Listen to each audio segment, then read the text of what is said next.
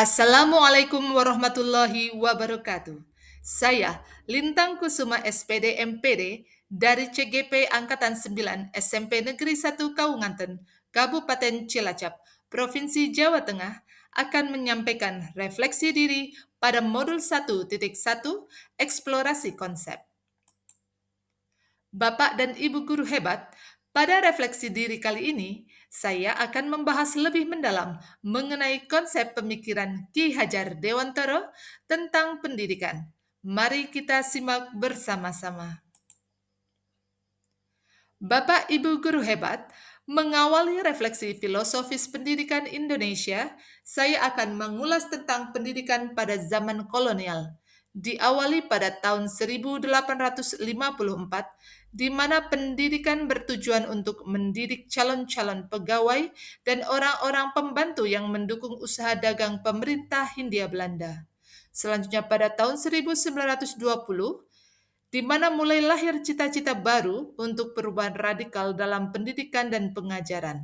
Dan yang terakhir pada tahun 1922 saat lahirnya Taman Siswa sebagai gerbang emas kemerdekaan dan kebebasan kebudayaan bangsa yang mendorong jiwa rakyat untuk bebas dan merdeka.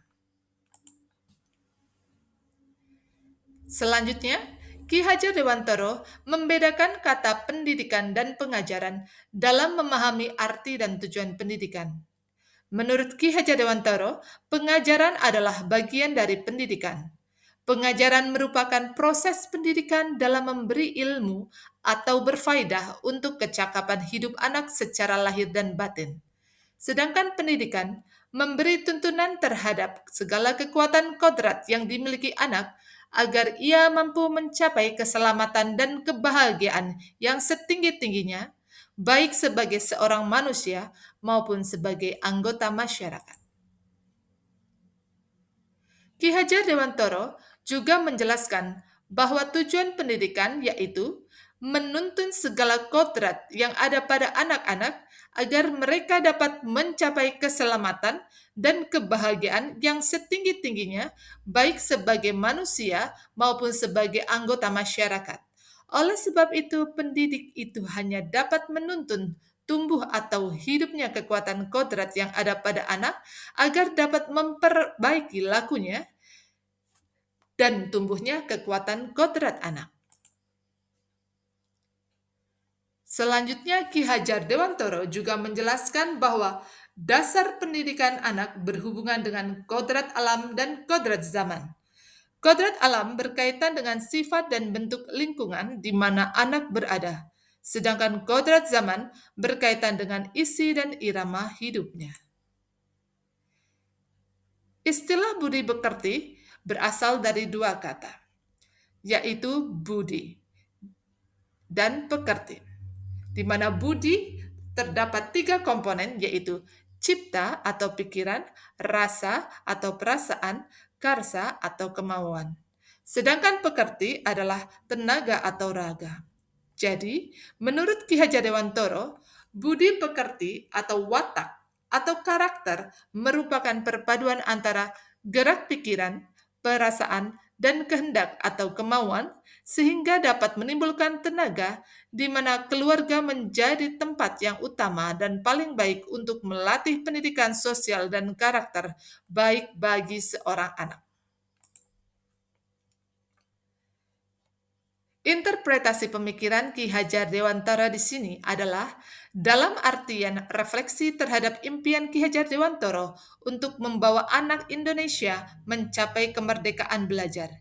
Dalam hal ini, Ki Hajar Dewantara membuat dua koneksi antara pendidikan dan kebudayaan yang tak terpisahkan. Karena pendidikan menjadi landasan pembentukan peradaban, dan pendidikan adalah tempat persemaian benih-benih kebudayaan. Selanjutnya, inti dari filsafat pendidikan Ki Hajar Dewantara adalah perubahan yang memiliki tiga kerangka perubahan. Pertama, kodrat keadaan yang meliputi kodrat alam dan kodrat zaman seperti yang saya telah sampaikan sebelumnya. Dua, prinsip perubahan yang mengandung asas trikon, yaitu kontinuitas, konvergensi, dan konsentris. Kontinuitas di sini adalah kita harus melakukan dialog kritis tentang sejarah. Dalam bergerak maju ke depan, kita tidak boleh lupa akan akar nilai budaya yang hakiki dari masyarakat. Sedangkan dalam konvergensi, pendidikan harus memanusiakan manusia dan memperkuat nilai kemanusiaan. Dan yang ketiga, konsentris. Pendidikan harus menghargai keragaman dan memerdekakan pembelajar. Kerangka yang ketiga, apa yang berubah? Ya, budi pekerti.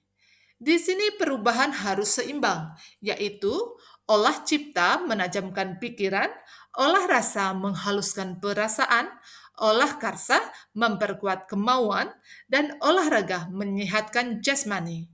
Sehingga pendidikan harus holistik dan seimbang yang akan mewujudkan kesempurnaan budi pekerti yang membawa anak pada kebijaksanaan. Terakhir, Bapak Ibu guru hebat, sesuai dengan asas dari Taman Siswa, bebas dari segala ikatan, dengan suci hati mendekati sang anak, tidak untuk meminta suatu hak, namun untuk berhamba pada sang anak.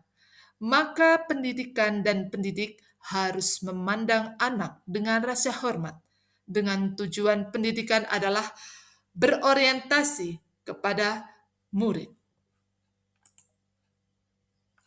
Terima kasih Bapak Ibu guru hebat atas perhatiannya. Saya Lintang Kusuma SPD MPD dari CGP Angkatan 9 SMP Negeri 1 Kabupaten Kabupaten Cilacap Provinsi Jawa Tengah mohon undur diri. Wassalamualaikum warahmatullahi wabarakatuh.